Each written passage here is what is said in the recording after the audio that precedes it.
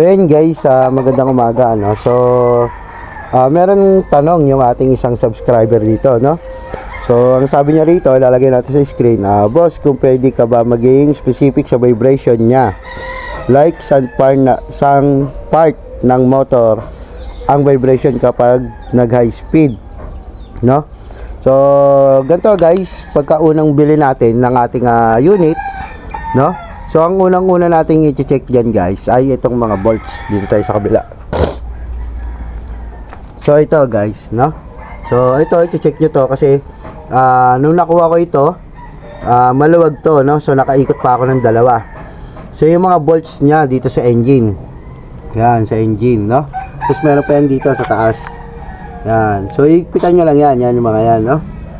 Pero itong mas madalas itong mga yung mga bolt dito sa engine. No, tsaka ito guys, hihigpitan nyo rin itong sa ano niya, sa may swing arm, no? So kasi nagkokos yan ng vibration, no? Tapos yung mga tornilyo rito, hihigpitan nyo rin. Yan, yung mga part na tornilyo guys, yun ang hihigpitan nyo, no? Kaya medyo ma-vibrate siya, no?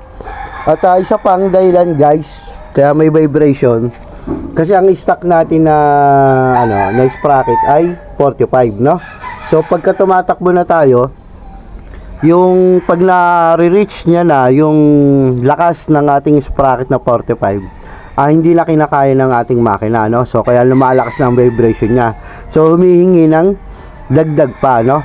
So ang ginawa ko, no, kung napanood niyo yung last natin video, no, sa Blue Apps, itong ating sprocket na to 45, ginawa ko na siyang 38, no? Tapos i-stack tayo 15 na engine sprocket.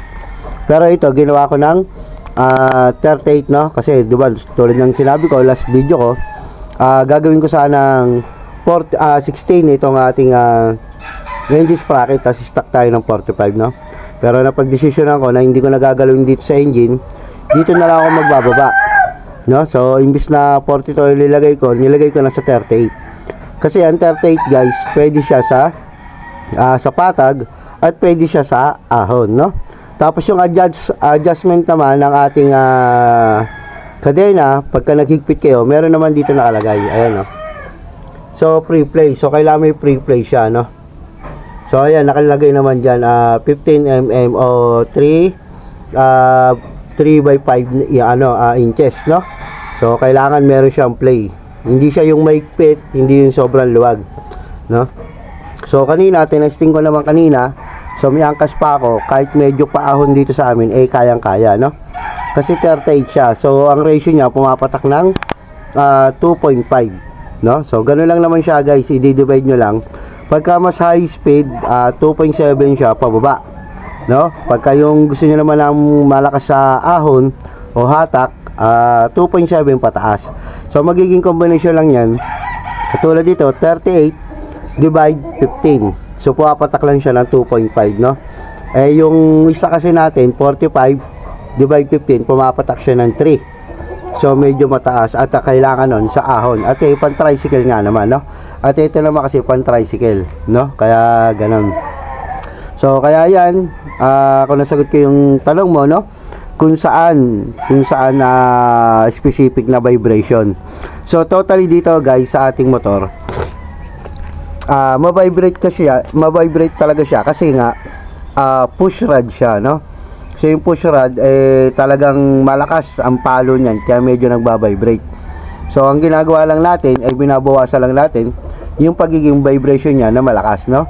Tulad nga ng sinabi ko, higpitan nyo lang yung mga bolt na nakakapit dito sa ating engine at yung ibang mga tornilyo kasi idagdag yun sa kumakalampag, no? At ang sprocket, ayan, sabi ko nga, yung sprocket, pagka yung malaki, nare-reach niya na agad yung lakas ng ating makina, kaya yung sprocket natin ay nakukulangan, no? So kailangan pagka ganong kalaki, naka-tricycle ka talaga o may angkas ka o nagkakarga ka ng mabibigat para malakas sa hatak o ahon, no? Pero hindi siya nare-recommend ko na pang solo ride na gusto mong mabilisan, no? So, ako kasi may time kasi na solo lang ako. Ayan, solo lang ako, service lang. And then, nagmamabilis din ako. Kumbaga, syempre, pagka libre ang daan, nagmamabilis ako, no? Ay, lalo na pag nagmamadali ako sa oras. So, kaya ginawa ko siyang 38, no? So, kung papansin nyo, guys, ayan, no? So, hindi pa tayo nag-change oil. Ayan, no? 322 pa lang ang tinatakbo ng ating motor. No? So pagdating ng 500, mag-uunang change oil tayo. So isa pa 'yon. Pag nag-change oil na tayo, guys, sa 500, magi-smooth pa lalo siya kasi nga mapapalitan yung stock na langis, no?